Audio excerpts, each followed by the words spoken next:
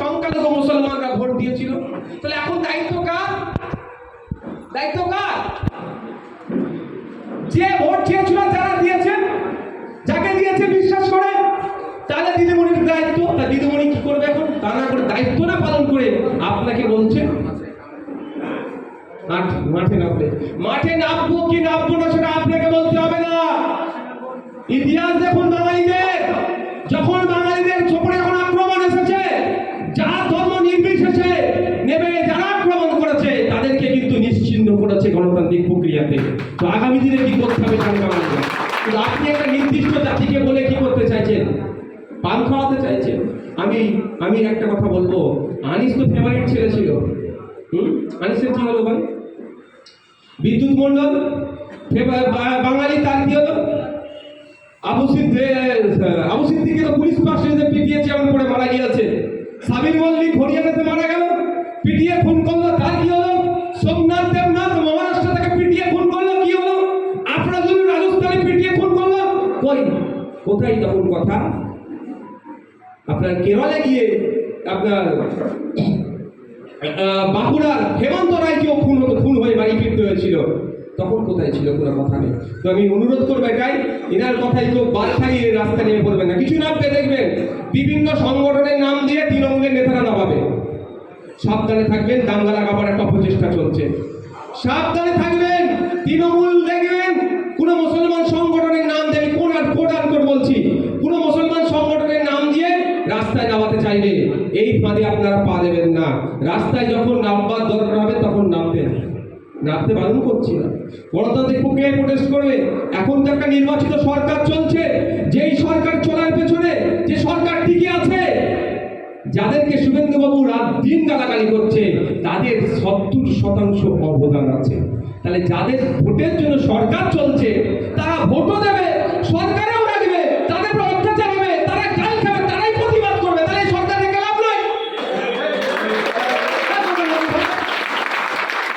তোমাকে ভোট দিলাম, তুমি 3 লক্ষ টাকার মাইনে পাবে, বিধায়ক হলে 1,22,000 পাবে, তো বিধানসভার মধ্যে ঢুকে বলতে পারছো না কেন?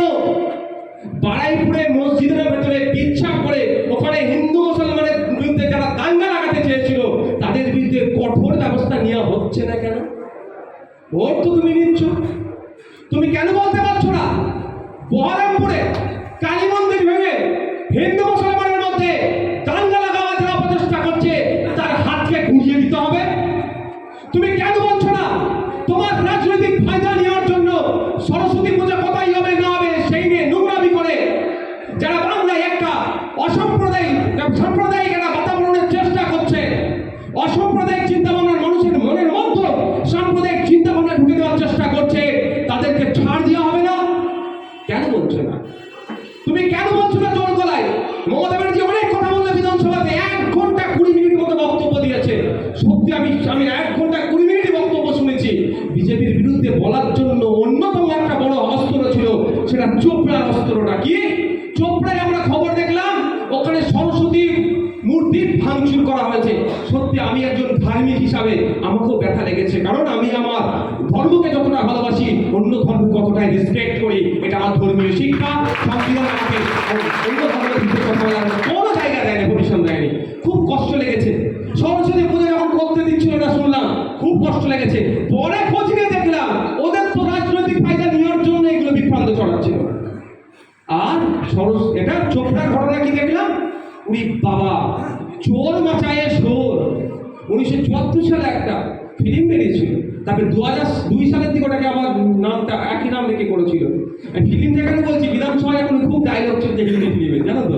আমাদের বিধানসভায়, পশ্চিমবাংলার বিধানসভায় খুব ফিল্মে ধরে ধরে ডায়লগ দিচ্ছে, বসন্তী তেরা নাম কি আয়, এইসব বলছে। তো ওই সময় আবার একটু দেখে চোর মাচায়ে শোর একটা ফিল্ম ছিল, হ্যাঁ 1974-এর প্রথম ওটা বেরিয়েছিল। হিরোকে জানি না, আমি ঠিক সব হিরোকে চিনিও না। তো যেটা বলতে যাচ্ছিলাম, ও চোর মাথায় এসো, বিজেপি ওই চোপড়া ঘটনাকে কেন্দ্র করে এই সরস্বতী পুজো ভাঙচুর করেছে, জিয়ালি মোল্লা বলে সারাদিন গাল দিয়েছে। আর অ্যারেস্ট কি হয়েছে জানেন? 4 জন অ্যারেস্ট হয়েছে। ধর্মীয় পরিচয় আমি দেখতে চাইছি না, তার রাজনৈতিক পরিচয়টা একটু শুনুন। সে বিজেপির একজন সদস্য এবং ওই পঞ্চায়েতের নির্বাচিত জনপ্রতিনিধি। বুঝতে পেরেছেন? চলমা চাইছো আরো 3 জন এসেছে, সেই 3 জন বিজেপির সক্রিয় কর্মী। তাহলে মমতা ব্যানার্জিকে এটা তো সামনে রেখে বিধানসভায় কড়া ভাষায় বলা দরকার ছিল যে পশ্চিম বাংলায় তোমরাই ধর্মস্থানগুলোকে আক্রমণ করে তোমরাই রাজ্য বদনাম করার চেষ্টা করছো, কথা বললেন না। এটাও না বলার কারণ এটা নীরব হয়ে গেলেন কেন? 1 ঘন্টা 20 মিনিট কত টাইম পর্যন্ত অনেক কিছু বললেন, এটা বললেন এটা বলার না বলে নীরব থেকে গেলেন। এর কারণটাই হচ্ছে এটা যে এক প্রকার যা হচ্ছে হত্যা। উনি তো সরকারের প্রধান, উনি যদি একটা কথা বলে দেয় যে এই পশ্চিম বাংলাতে ধর্ম নিয়ে যারা বাড়াবাড়ি করবে, বাড়াবাড়ি মানে অন্য ধর্মকে যারা ক্রিটিসাইজ করবে, আমি কাউকে নেহাত দেব না, সে যে কেউ হতে পারে, যে কেউ, মানে এটা আমি বলছি। আমি বলেছিলাম বিগত দিনে গাড়ির নিচে ঘটনাকে নিয়ে আমাকে অনেকে গাল দিয়েছে, আমি পরোয়া করি না। কারণ গাড়ির নিচে দুর্গাপুজোর মাইকের আওয়াজ নাকি বেশি হয়েছিল, সেটার জন্য কোথায় গিয়েছিল? কিছু মানুষজনকে অন্য এলাকা থেকে, ওই এলাকার মুসলমানরা নয়, কিছু এলাকা ছিল, বাকি অন্য এলাকার মানুষ এসেই পুজো মণ্ডপে গিয়ে চিৎকার চেঁচামেচি করেছিল। তার সাথে সাথে আমি প্রতিবাদ জানিয়েছিলাম, আপনার যদি মনে হয় যে আপনি আপনার ধর্মীয় আচরণ করছেন, অন্য কেউ বাধা দিচ্ছে, আপনি সেখানে গিয়ে প্রতিবাদ করতে পারবেন না, এটা অনুচিত। কারণ এটাতে দাঙ্গা হয়ে যেতে পারে। আপনার কাজ কি হলো থাকতো যে গাড়ির নিচে ঘটনা ঘটছে, কাছেই লোকাল থানাতে গিয়ে ধর্নায় বসেছেন যে আমি নামাজ পড়তে চেয়েছিলাম, এমন জোরে বাইক বাজিয়েছে আমার নামাজ, ওইখানে পুজো মণ্ডপ ওখান থেকে 300 মিটার দূরে ইচ্ছাকৃতভাবে মাইক নিয়ে এসে করছে। আপনি প্রশাসনকে জানান 60 ডেসিবেলের বেশি জোরে মাইক বাজাচ্ছে, আপনি জানান। তারও আমি কিন্তু প্রতিবাদ করেছিলাম। কিন্তু এই ঘটনা তো ঘটে যাচ্ছে পরপর। পাড়াইপুরের মসজিদের ইমাম সাহেবের বাড়িতে আগুন লাগিয়ে দিয়েছে, ওই ঘটনায় এখনো পর্যন্ত গ্রেফতার কেউ হয়নি। আপনারা জানেন না, পাড়াইপুরের কথা বলছি, 10-12 দিনের মধ্যে বড় 3টে ঘটনা ঘটেছে। মসজিদের অপবিত্রতা, ইমাম সাহেব ঘরে আগুন, একটা মুসলিম সমাজের তার ধর্মীয় পরিচয়, তার মুসলিম ফেরিওয়ালাকে মারধর, সংখ্যালঘুদের অত্যাচার। তো কোনো জায়গায় সংখ্যাগুরুদের উপরে হচ্ছে, সংখ্যালঘু আমার দেখার দরকার নাই। যদি কঠোর হস্তে বলে যে এগুলোকে আমি টলারেট করবো না, ধর্ম নিয়ে যারা অন্য ধর্মের সাথে লাগার চেষ্টা করবে, ধর্মকে সামনে রেখে যারা দাঙ্গার পরিবেশ তৈরি করবে, তাদেরকে রেহাত দেব না, এটা কি জোর গলায় বলছে? এখন কেন বলছে না বলুন তো? হ্যাঁ, কারণ হচ্ছে এটা, এরা জানে ধর্মে ধর্মে যত লাগালাগি হবে ফায়দা হবে ওদের দুজনে। কাদের দুজনে? দেখুন, এটা বলে আমি শেষ করবো ভাই। একটা কোম্পানির বিভিন্ন জায়গায় আউটলেট হয় না, বিভিন্ন জায়গায় শোরুম হয় না। কোম্পানি কি এক, আর শোরুমগুলো আলাদা আলাদা জায়গায় হয়। তো এই কোম্পানিটার নাম কি বলুন? এদের কোম্পানির নাম কি? কি জোরে বলো? এদের কোম্পানি হচ্ছে নাগপুরে হেড অফিস। এরা আলাদা আলাদা খাপ খুলে রেখে দিয়েছে। এতদিন খাপ খুলে রেখেছিল আম আদমি পার্টি। আম আদমি পার্টিকে দিয়ে দায়িত্ব দিয়ে দিয়েছিল, তুমি কংগ্রেসকে ওনাকে শেষ করো। কংগ্রেসের শেষ হয়ে গেছে বাবু, তোমার দায়িত্ব শেষ, তুমি একটু সাইড লাইনে বসো। তো এখানেও ওইটা চলছে, ধর্ম নিরপেক্ষ শক্তিকে শেষ করার জন্য তৃণমূলকে দায়িত্ব দিয়েছে। এখানে যত ধর্মীয় বিভাজন হবে, ভোট দুটো ভাগ হবে, একটা অংশ বিজেপির কাছে যাবে, একটা অংশ তৃণমূলের কাছে যাবে। তাহলে বাকি যারা আছে তাদেরকে রাজনৈতিকভাবে এখানে আর মাথা তুলে দাঁড়াতে দেবে না। তো সকালবেলা কোনোদিন উঠে শুনবে একনাথ সিন্ডের মতো হয়ে গেছে, মহারাষ্ট্রের মতো এখানেও আমাদের পশ্চিমবাংলা তৃণমূলের বিধায়কগুলো বিজেপিতে গিয়ে সরকার গঠন করে নিয়েছে। তখন কি করবে? অনেকে বলেছিল 2021 সালে বিজেপি চলে আসবে, আইএসএফ লড়ার দরকার নাই। আপনারাই বলুন, আপনারা তখন আমল কামরান। যদি আমরা 10টা আইএসএফ এর নওশাদ সিদ্দিকীর মতো বা সংযুক্ত মোর্চার বিধায়ক পাঠাতাম, তাহলে কিন্তু এই অবান্তর বাজেটের বিরুদ্ধে 10 জন মিলে হিলিয়ে ফেলত। এইটাই 2021 সালে লড়াই করতাম।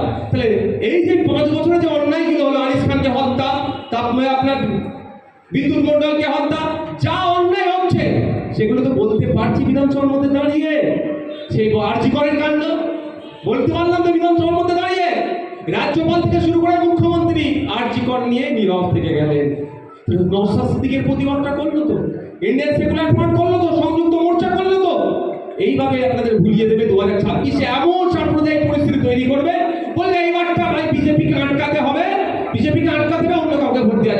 তাই আপনাদেরকে শপথ করতে হবে। এবার আপনারা বলবেন কে আসছে দেখার প্রয়োজন নাই, পশ্চিমবঙ্গের বিধানসভায় নওশাদ সিদ্দিকী 50টা ঢুকাতে হবে। কে আসছে দেখার দরকার নাই, দেখার প্রয়োজন নাই কে আসবে কে যাবে। বিধানসভায় মানুষের জন্য কথা বলার, শ্রমজীবী মানুষের জন্য, মৎস্যচাষীদের জন্য, পাহাড়ের চাষ শ্রমিকদের জন্য, সমকাজী সমবেতন যারা পাচ্ছে না তাদের জন্য, সিভিক ভলেন্টিয়ারদের জন্য, সরকারি কর্মচারীদের জন্য, দলিত আদিবাসী মুসলমানদের জন্য, এক কথায় বাংলার নাগরিকের যাতে জীবনযাপনের মান তৈরিতে চলে যাচ্ছে সেটাকে টেনে পড়ে তুলতে হবে। এই লড়াই যারা করবে সেই রকম 50টা আমি ভেতরে ঢুকাবো। বলছে বেকারত্ব কমে যাচ্ছে, ভালো কথা। আমিও তো চাই বেকারত্ব কমবে। এমন বেকারত্ব কমেছে, একটা তথ্য দিয়ে আমি শেষ করে দিই ভাই। আমাদের গ্রামীণ এলাকায়, ওয়েস্ট বেঙ্গলে গ্রামীণ এলাকার পরিবার পিছু মাসিক গড় খরচ কত জানেন? মানে আমরা কত খরচ করি? 3500 টাকা মতো। আর সিকিমে কত খরচ করা জানেন? সিকিমের একটা মানুষ পরিবার পিছু গড় 9000, প্রায় 10,000 টাকা। আর আমাদের রাজ্যের শহর এলাকাতে সেটা আমাদের প্রায় 5000 টাকা মতো, সিকিমে সেটা 13,000 টাকা। মানে বুঝতে পেরেছেন খরচ করার কথা কেন বললাম? যত ইনকাম করবেন তত খরচ করবেন ভাই। আপনার যদি 50,000 ইনকাম হয় 20,000 খরচ করবেন চোখ কান বুঝে। আর যদি 10,000 ইনকাম হয় বলেন কম করুন। আমাদের বেকারত্ব বলছে কমছে, কিন্তু আমাদের ইনকামটাও কমে যাচ্ছে। আমরা শুধুমাত্র হাতে কিছু টাকা দিয়ে উন্নয়নের জোয়ারগুলো চালালে হবে না ভাই। কিনতে গিয়ে তো জিপে দিয়ে যাচ্ছে মানুষের। আমাদেরকে আগে টার্গেট কি রাখতে হবে যে আমাদের কোথায় আমরা খরচ করতে পারছি। খরচ কিভাবে করবো, কেন বেশি পারবো? যখন আমি বেশি টাকা কামাতে পারবো এবং বেশি টাকা কামিয়ে মালটা কম দামে কিনবো। তাই অনুরোধ আপনাদেরকে।